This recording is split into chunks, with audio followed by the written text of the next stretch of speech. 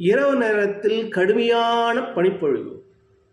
அப்படி இருக்கும் தருவாயில் ஒரு செல்வந்தர் வீட்டின் முன் ஒரு ஏழை முதியவர் 70 வயது தக்கவர் நின்று கொண்டிருக்கிறார். அந்த செல்வந்தர் உள்ளே இருந்து பார்க்கிறார், ஒரு முதியவர் பணியில் இருக்கிறாரே, இப்படி குளிர்நடுங்குகின்ற சூழல் இருக்கின்ற போது துணுக்குற்ற ஐயமுற்றி வெளியே வருகிறார்.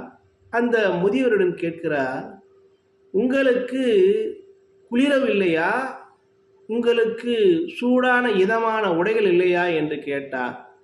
அந்த முதியவர் சொன்னார், என்னிடம் சூடான இதமான உடைகள் இல்லை, ஆனால் என் வறுமையினால் அந்த குளிரை எதிர்க்கின்ற ஆற்றலை நான் பக்குவத்தை பெற்றுக்கொண்டேன் என்றார் அந்த முதியவர்.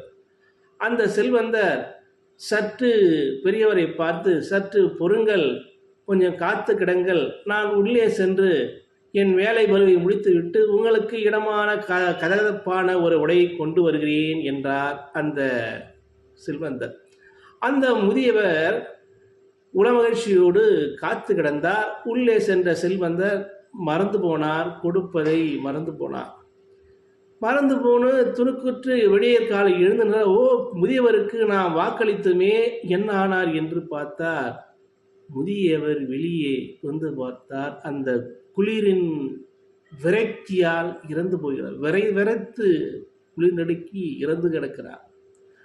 அந்த முதியவன் கையில் என்ன எழுதி இருக்கிறது என்றால், எனக்கு சூடான உடைகள் இல்லாத போது நான் போராட முடிந்தது, ஆனால் நீங்கள் எனக்கு உதவ வாக்குறுதி அளிக்கும் போது நான் உங்கள் வாக்குறுதிக்கு அடிமையாகி நான் குளிருக்கு எதிராக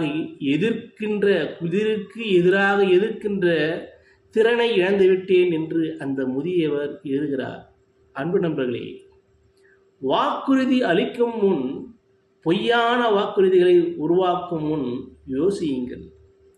அது ஒருவரின் மரணத்தை கூட காரணமாக இருக்கலாம், மரணத்தை பறிப்பதற்கு கூட காரணமாக இருக்கலாம். நன்றி, வணக்கம்.